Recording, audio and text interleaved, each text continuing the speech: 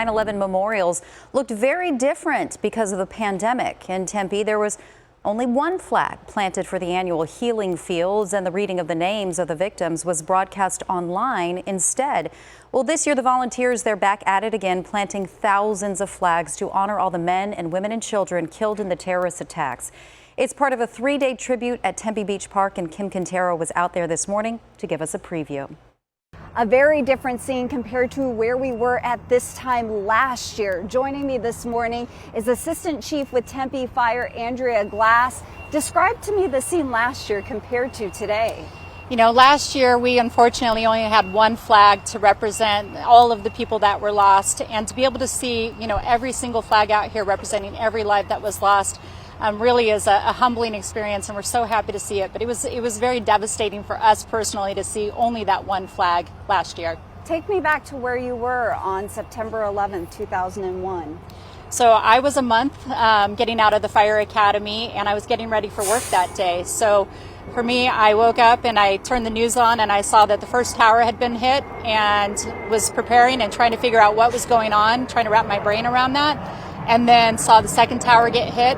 And then as a point of, okay, get focused, get to work, and then are we going to be attacked? And that was one of the biggest questions driving into work is, are we next? And in Tempe, we're in a flight path over here. You hear those sounds of the planes. It could be a little jarring to see those images and hear those sounds. Yeah, and that's the thing is we are right in the flight path. And so, you know, is this going to be something where they try to take it down in our own city or in a nearby city, and we're called to duty? So for us, it was very discomforting and nerve-wracking to be able to come into work that day. Several months later, you had the opportunity to visit Ground Zero. Give me a memory from then.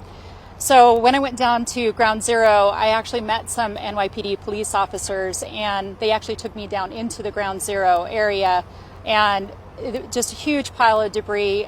They were still pulling away wreckage, and as they were doing it, fires would flare up. So they were still responding to fires.